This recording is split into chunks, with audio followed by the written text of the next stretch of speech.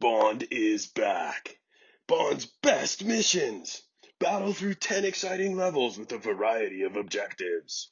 Over 20 Q-Lab gadgets and weapons. Bond's P2K, infrared glasses, cell phone, stunner, and many more. All new 3D engine, high resolution textures, fast frame rate, and amazing view distances make this the best looking POV game on the PlayStation console. Improved AI, enemies will react to you, communicate with each other, and even retreat. Authentic dialogue, interact with other characters, and experience movie-like cinematics with full speech. Experience the intensity of being the world's top secret agent, equipped with a full arsenal of Q-Lab gadgets and weaponry. You must be suave and resourceful as you carry out action-packed missions based on the blockbuster movie. Are you cool under pressure? Cunning when necessary. Of course you are. Your Bond, James Bond. The World Is Not Enough came out on November 8th, 2000. Again, it's developed by Black Ops Entertainment and published by EA and MGM Interactive. This time around, they decided to go with a first-person perspective, like GoldenEye.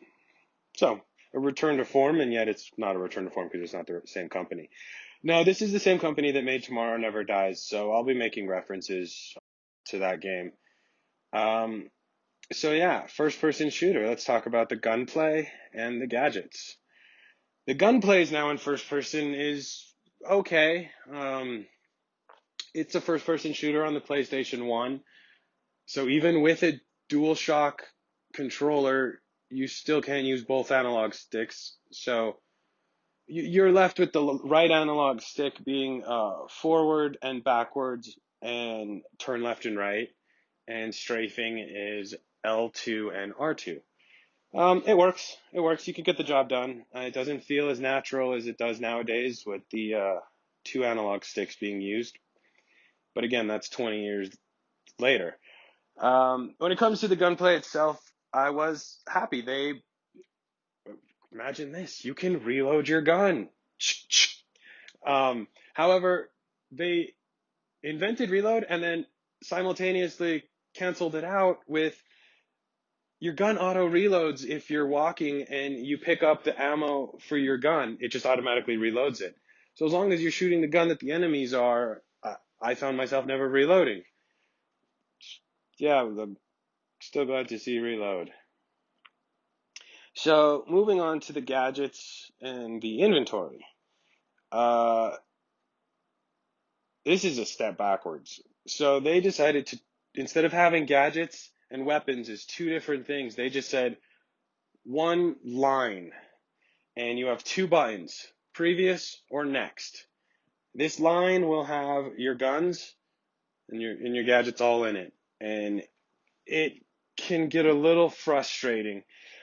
In the level Masquerade, I had to be using an ID card, and then at some point I had to turn off the lights and use my night vision, which is fine, but you go through all of your active inventory and you're like, oh, where are the night vision goggles? And then I'm like, oh, right. So they have this system where pause the game, go into the inventory, and you're going to notice that not every item is toggled, and that toggle is an option. So go down, toggle, you could either toggle it or just press X. If you press X, it'll pull you out of the menu and you'll see him already holding the glasses. Put them on, then start scrolling through your item menu to get back to the ID card that you need. But to get to this, I had to actually think about it. When I was just stumbling through, it was very frustrating to finally figure out to be like, oh, the night vision goggles aren't here. And then when they were, I put them on the line that I'm my inventory line. And then that made it even more frustrating. And that was why the way I described the first way of going into the menu and you just hit X, that's the most efficient way I found to do it. Yeah. Which is why I say it's just a little frustrating and a step backwards compared to the inventory items that they had before. Now moving on to the levels. So they do not have any variety in this game in the sense of driving segments or I was about to say skiing segments. There is one ski mission. It's not fun. It's really interesting. Just try and think of how to make skiing and shooting fun.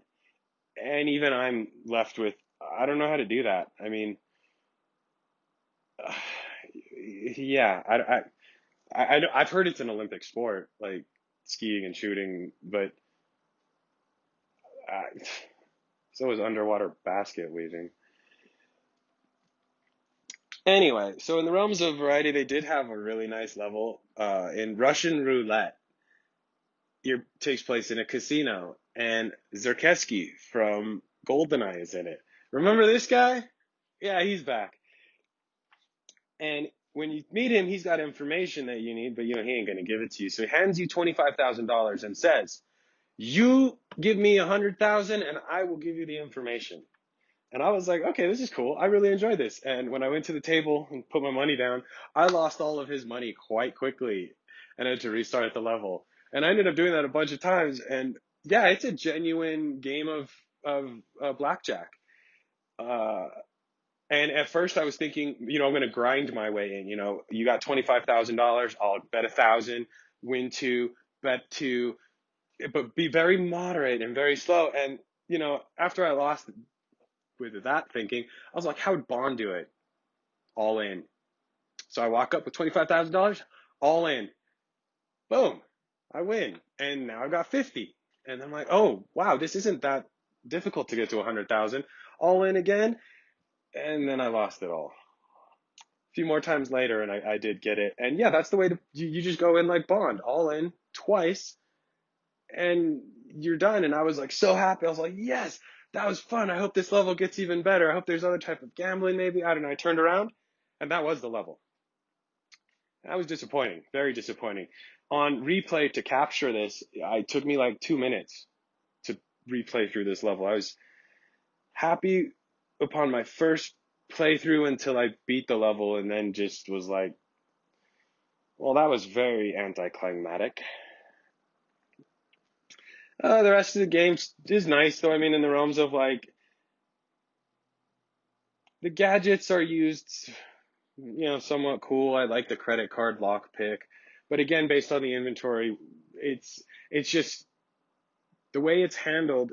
It can only be then the weapons and gadgets are used the exact same way. Point, click, use. Not a dedicated button. In the future, you'll see that there's a dedicated use to gadgets that is not point and click gun interface. And that's my love of proper usage of gadgets.